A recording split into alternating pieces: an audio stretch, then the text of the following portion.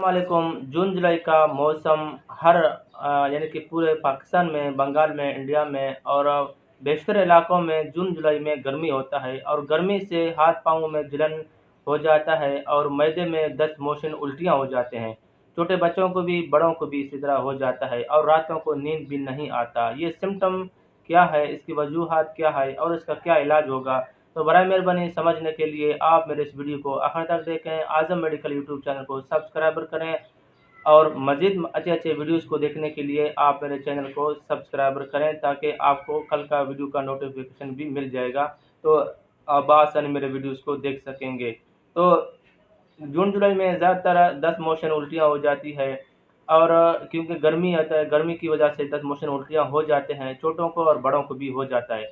इन दस्त मोशन को रोकने के लिए आपको ठंडे से ठंडे खुराक लेना चाहिए, जैसा कि तूरी, कद्दू और ऐसे सब सब्जियां लेना चाहिए, जिससे आपका विटामिन सी, कैल्शियम पूरा हो जाए, बैलेंस पूरा हो जाए। वो बैलेंस आपको विटामिन सी, बी यानी कि तूरी, कद्दू और सब सब्जियों से मिल जाएगा। गर्म खुराक आपको नहीं लेना चाहिए। अगर गर्म खुराक लेंगे उससे आपको मज़ीद मैदे में हीटअप हो जाएगा और हीटअप ही आपको दस्त मोशन को लाएगी। तो गर्मियों में कोशिश करें कम से कम खुराक खाएँ, विटामिन सी कसरत से लिया करें, नींबू का पानी पिया करें और ज़्यादा डिहाइड्रेशन हो जाए तो आप ओआरएस के पानी पी सकते हैं। ओआरएस के पानी खुद भी पिएँ, अपने छोटे बच्चों को भी पिलाएँ, अपने बूढ़े हज़रात को भी पिला सकते हैं।